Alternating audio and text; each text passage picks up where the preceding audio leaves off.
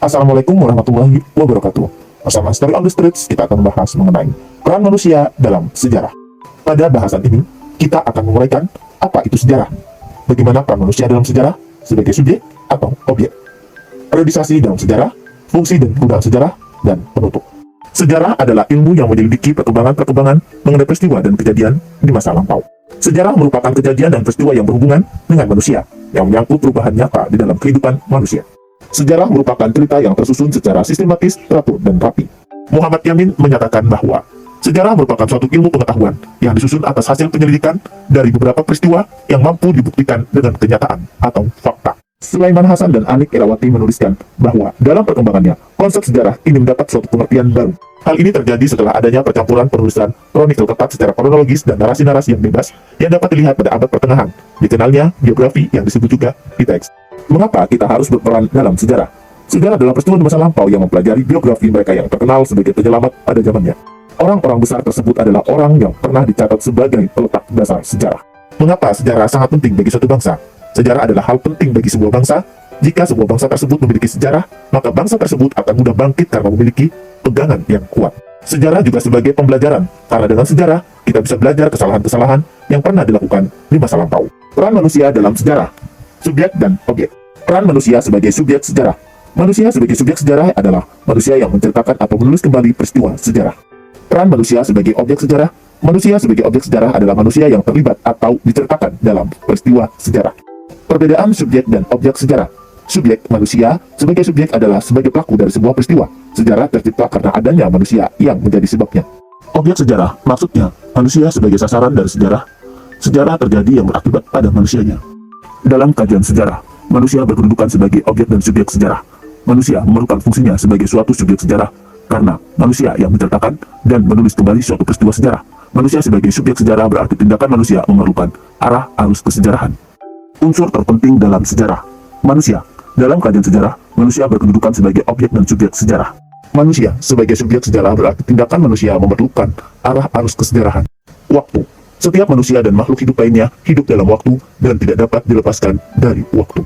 Mereka berkaitan erat dengan kehidupan, masa lalu, masa kini, masa depan.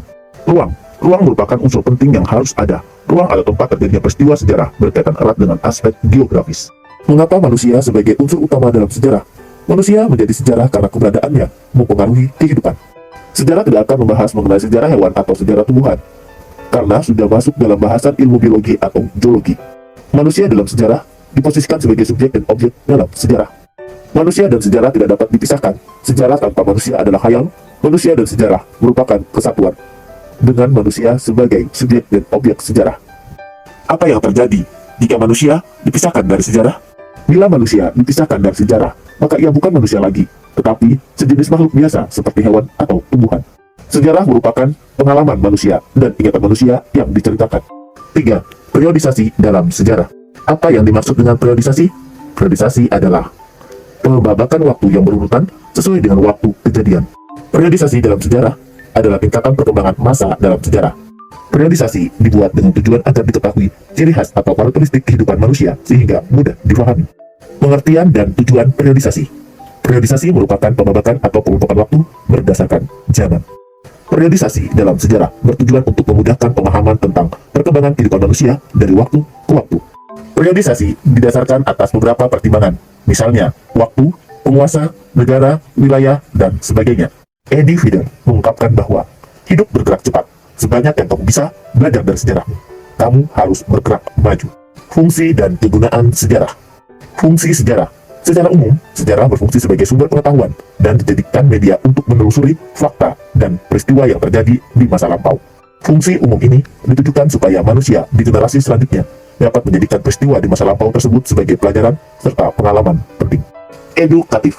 Edukatif artinya sejarah berguna sebagai bahan dan media di bidang pendidikan untuk dipelajari makna dari peristiwa-peristiwa yang terjadi. Inspiratif. Inspiratif artinya sejarah berguna untuk dijadikan bahan inspirasi dalam kehidupan, baik kehidupan pribadi maupun sosial. Rekreatif. Rekreatif artinya sejarah berfungsi sebagai sarana memberikan hiburan, misalnya dengan dijadikan sebagai sebuah materi dalam film sejarah. Instruktif. Instruktif artinya sejarah berfungsi sebagai dasar untuk melakukan atau memberlakukan sebuah instruksi atau kebijakan di sebuah negara. Sehingga dapat disimpulkan bahwa Kegunaan sejarah tidak hanya untuk mempelajari masa lampau. Ingat, sejarah masih memiliki banyak kegunaan lainnya.